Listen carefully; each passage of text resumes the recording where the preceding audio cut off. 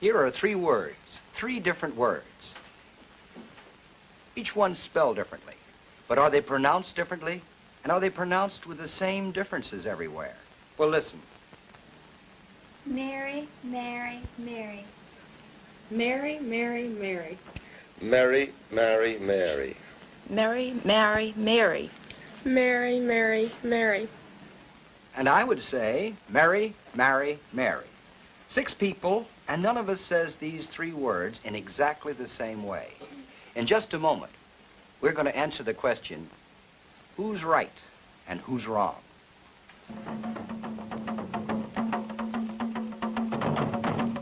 Here is Miss Gwaltney. Now, Miss Gwaltney comes from Smithfield, Virginia. And next to her is Miss Windness. Miss Windness comes from Green Bay, Wisconsin. That's right. Next to her, Mr. John Kepke from that wonderful city, Brooklyn, New York.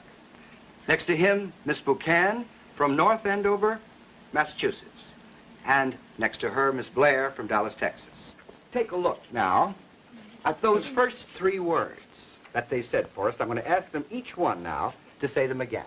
Starting with Miss Gwaltney. Will you say these 3 words again, please? Mary, Mary, Mary. Now notice Miss Gwaltney pronounces those 3 words differently. They are not all the same. Again, please. Mary, Mary, Mary. Mary, Mary, Mary. Now, Miss Windness, please. Mary, Mary, Mary. Mary, Mary, Mary. All 3 the same. Mr. Kepke. Mary, Mary, Mary. Mary, Mary, Mary. All 3 different. Miss Buchan? Mary, Mary, Mary. Mary, Mary, Mary. All 3 different again. Miss Blair, please.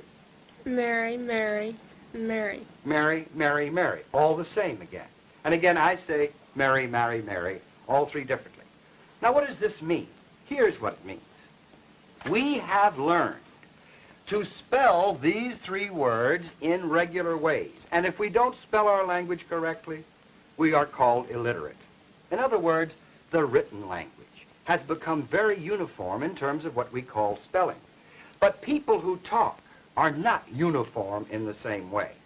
Now, because we've all learned to pronounce these words in various ways, no, let's put it around the other way. Because we've all learned to spell these words the same way, we get the idea we ought to pronounce them the same way, one right way. This is just not true. We are going to pronounce them differently, but we must learn to spell them the same way. Please remember, letters do not have sounds. We do not pronounce letters. These are simply symbolic representations for what we say in the language.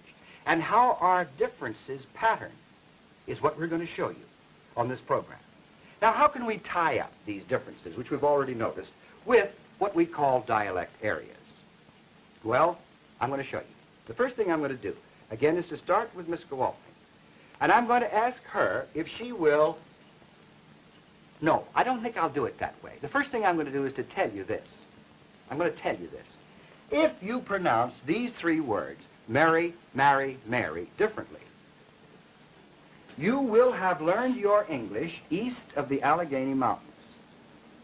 Those who pronounce those words differently learned their English east of the Allegheny Mountains. If you pronounce those words the same, you learned your English west of the Allegheny Mountains. Just remember that. Now, I'm going to come back again, and I'm going to talk about this word, spelled G-R-E-A-S-Y.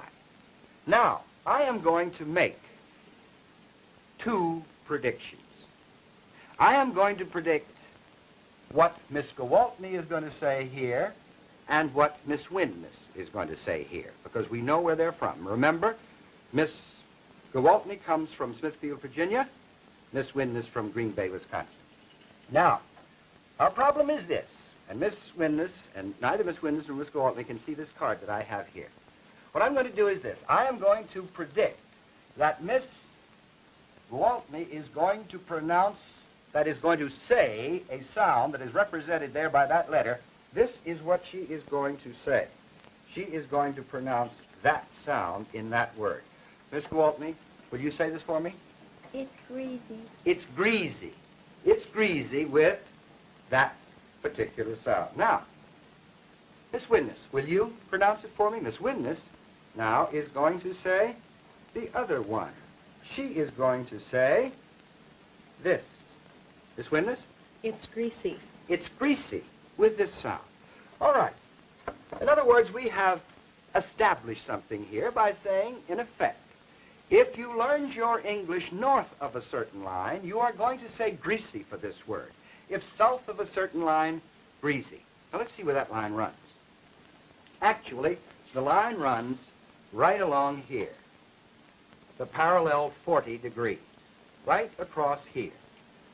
And this particular parallel 40, right over here, runs right along with the Lincoln Highway, which is Route 30, I believe, dividing this part of the country into two neat halves.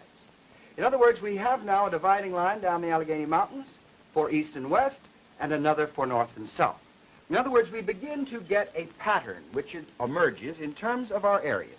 Here is the first large quarter of the country up here, east of the mountains and and north of this line. Here is number 2, south of it, number 3, and number 4. We've divided the country now then into 4 great areas. Although it might look unbalanced geographically in terms of population, it's a pretty good division.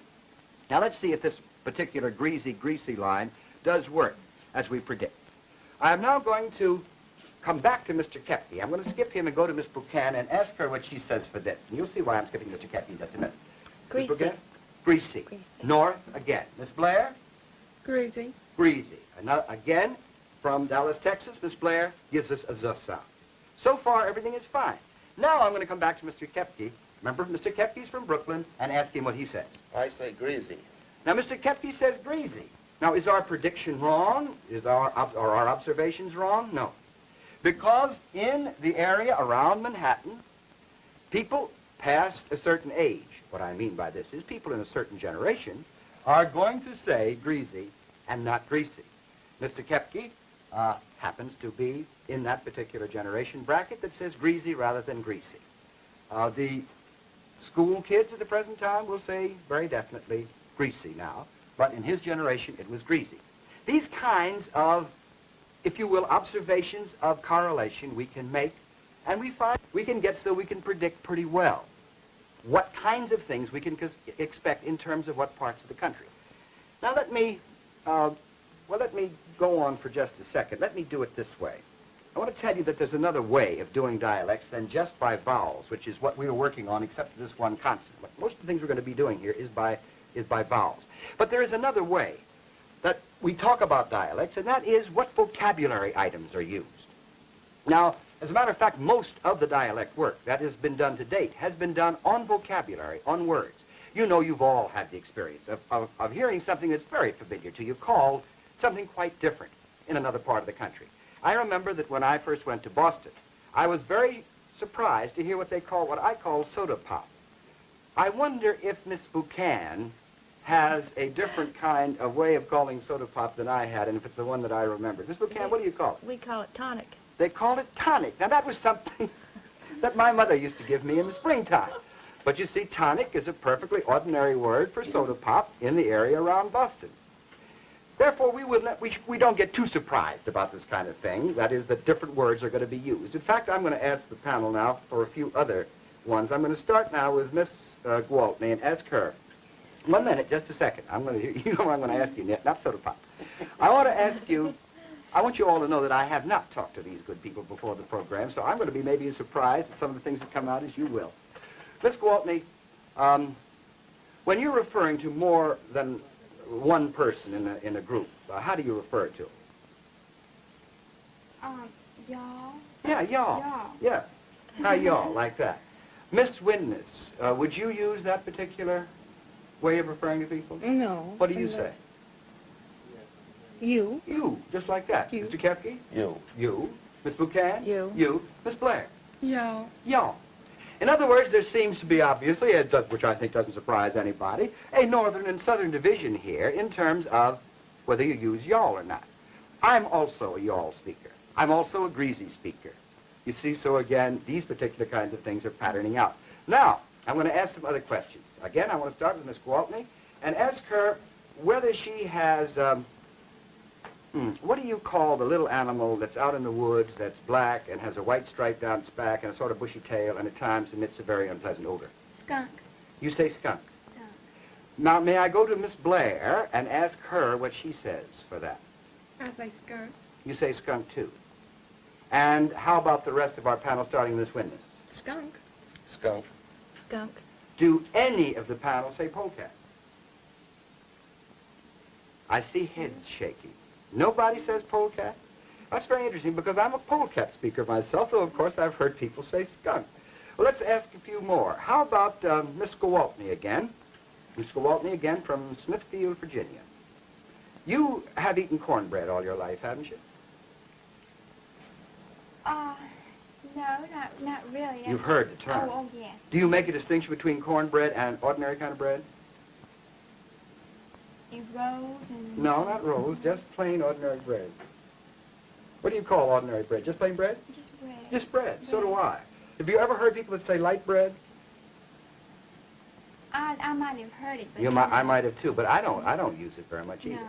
Now, Miss Blair, may I ask you, what do you say for that? Miss Blair from Dallas. Well, I would say cornbread. I'd make the distinction. Cornbread and what other kind of bread? Just bread. Just plain bread, all right? Now, I'm going to go back to Miss Gowaltney again and ask her, have you ever heard, what do you say corn shucks or corn husks? Corn husk. You say corn husks and not corn shucks. Miss Blair? Corn husk. All right, rest of the panel. What do you say? Starting with Witness. What do you say? Corn husk. You just say husk. I All right, think now I'm going to show you a map which has been made up in terms of certain observations in regard to vocabulary. Here is the you-all line right here. That's the you-all line. In other words, south of this you have you-all speakers, and north of this line, and you see where this is going, very close to the Mason-Dixon line, you have you speakers. Now these other lines here are for this one, the dotted line here, is for corn shucks, which I've said all my life, but I have not made the light bread distinction, which goes very close, as you can see, to the you-all line. And the polecat one and the skunk one is not on here, incidentally, but it's right about here. And I've been a polecat speaker all my life. Now, one of the reasons, actually, why I personally feel that vocabulary items are not as accurate in terms of getting dialect boundaries is just the kind of thing that we've heard here this afternoon. That is that standard speakers of English are generally more inclined to use words that are uniform. In other words, polecat speakers have, so to speak, become skunk speakers. In other words, I would never write polecat. I would always write skunk if I were writing even a letter. But polecat is the word that I heard. And so you see, in the case of my own particular usage, some of this business agrees, but some doesn't. But now again, what we've been interested in, and what we are interested in this business of the vowels particularly, which I think is a better indication of dialect differentiation than the words.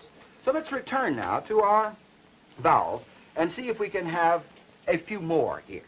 Let me ask, starting again with Miss Gowaltney, please. What do you say for this one, number 3? Put it on. Put it on. Put it on. Miss Witness? Put it on. Put it on. Mr. Kepke? Put it on. Put it on. Miss Buchan? Put it on. Put it on. Miss Blair? Put it on. Put it on. All right, now I say put it on, just like that, put it on. Mr. Kepke again, please. Put it on. Miss Witness again, please. Put it on. Put it on. Miss Witness's on and my on are pretty good examples of the northern and southern contrast. Remember, I come from Baltimore. I'm a greasy speaker and an on speaker and a Mary, Mary, Mary speaker. Again, patterning is beginning to emerge. Now what I'd like to do is to go right away to Mr. Kepke and ask him if he will read me these lines here in number 4. Off, dog, often, lot, log, sorry. Please notice that what Mr. Kepke did was to say off, dog, often with aw vowels and lot, log, sorry with ah vowels. This is typical of the Central Atlantic seaboard. I say the same thing. Listen to me. Off, dog, often, lot, log, sorry. Now, just so far, we've begun to see that patterning begins to emerge. Now, one thing that people always ask, why should we have these dialect differences? Well, the best thing that I can say is that we have dialect differences because of 2 major reasons. In other words, they're correlated. Not generally cause and effect so much as there's correlation. One with the settlement history of an area, and the other in terms of geographical boundaries. Now, for instance, here in the United States, this is a map now of the United States divided into 8 major dialect areas. I could have divided into 88 or 108 for that matter, but I've selected 8. Now, the areas that we have here, coastal New England, already represented by the Massachusetts speaker, Miss Buchan. We have Mr. Kepke, a northern Central Atlantic Seaboard speaker, and I am a southern Central Atlantic Seaboard speaker. We have a coastal New England speaker, area number 4, Miss Gwaltney from Smithfield, Virginia. And as we are going to see, we have, in the case of Miss Blair from Dallas, a speaker right on the line here that shows between 4 and 6. So, to go again, we have coastal New England, western New England number 2, Central Atlantic Seaboard 3, 4 here, coastal, southern, 5 the upland area, 6 southern Middle West, 7 northern Middle West, where Miss Witness comes from Green Bay, and 8 the far west. Now, as you can see, and it's very simple really to see, there is a correlation in terms of the settlement of the country and the geographical areas. When the first settlers came, they stopped pretty well at the mountains. It wasn't until about 1785, after the Revolution really, that people began going into this area. And this area, of course, is the most recently settled and has the fewest number of people, so obviously we wouldn't expect to get so many dialect areas there as we do here. Now, in terms then of these areas, let's see if we can come back now and get the kinds of patternings that will be typical of these particular dialect areas. And in this case, I would like to start with Miss Buchan. Miss Buchan, you've already read me here, these 3, will you read them rapidly for me again? Mary, Mary, Mary. All right, Mary, Mary, Mary places her again east of the Alleghenies. It's greasy. Puts her north? On. On. Now, her on is the kind I would expect north of Boston. On would be the most usual Boston pronunciation, but north of Boston, where I believe North Andover is, we get on, perfectly expected. Now, will you read these? Off, dog, often, lot, log, sorry. Please notice, Miss Buchan says lot, not lot, as Mr. Kepke and I did, for instance. Hear that? Lot. That's our 9th vowel in that chart, the one that's down in the back, the low back rounded vowel, typical of New England. Now, will you give me number 6, please, Miss Buchan? Father, pack, pat. Father, pack, pot. In other words, a typical, what people call generally, flat A. What this is the digraph and the H in terms of our chart that we had on the board first. Now, I want to move immediately now to Mr. Kepke and ask him what he would do with number 7 and 8. Yes, I can. I want it in a can. Please notice that Mr. Kepke makes a distinction. Yes, I can. I want it in a can between 7 and 8. Miss Buchan, return to you. What do you do for these? Yes, I can. I want it in a can. Yes, I can. I want it in a can. No difference. Now, the difference between the can and can distinction. Miss Witness, can you hear this one? Huh? I hear it, but I don't say it. I know you don't say it, because after all, you coming from Green Bay couldn't. But I'm just wondering if you heard it, because quite frequently people from northern Middle West can't even hear this distinction. I'll say it again. I can. I want it in a can. This particular change is, this particular distinction is the one that is shown right here that circles the area known as the Central Atlantic Seaboard. All Central Atlantic Seaboard speakers will make that distinction. It goes down quite far into the south, too. I'm now going to ask Miss Gwaltney if she makes a distinction between can and can. Yes, I can. Put it in a can. Again, please. Yes, I can. Put it in a can. Yes, I can put it in a can. No, I don't hear a distinction there. In other words, you are outside of this particular influence. In other words, we can draw a pretty firm line just on these 2 alone. And again, draw the difference between Brooklyn and New England again, very strongly in terms of this. Now, I'd like to go to Miss Blair, if I might. Miss Blair, you pronounced these all the same, didn't you? Yes. Let's hear it Mary, again. Mary, Mary. All right. And this one was greasy. That's right. And this one was? On. All right. Now, will you give me, please, number 12? Any, many, penny. Now, any, many, penny. This pronunciation, instead of any, many, penny, school teachers in the South have been trying to get out of the speech of Southern speakers, standard Southern speakers, for a great many years, and I hope they never do. This is a very ancient and honorable pronunciation of these kinds of words and will, I hope, continue. No matter what the school teachers do, standard speakers are still going to say any, many, penny because it's part of the pattern for that area. Now, this is then very typical of the Southern Middle West, and again, I want to ask Miss Blair if she'll pronounce this word for me. Ash. Ash. And this one? Ash. Ask. Ash is diphthongal. Ash. Not ash. Mr. Kepke, will you tell me how you pronounce that? Ash. Mr. Kepke says ash. Miss Windness, please. Ash. Ash. I say ash, but Miss Blair says Ash. ash. When you hear that particular pronunciation, it is typical of this whole area number 6, this diphthongal pronunciation. In other words, Miss Blair is very typical in being Southern Middle Western with her inny, minny, pinny, and with her ash. Now, to return again to a typical pronunciation, one that is as unequivocal as the ash or the can one, let me go back to Miss Gwaltney. Miss Gwaltney, what will you do for number 10 here? About the house. Oh, I love it. Say it again, will you? About the house. About the house.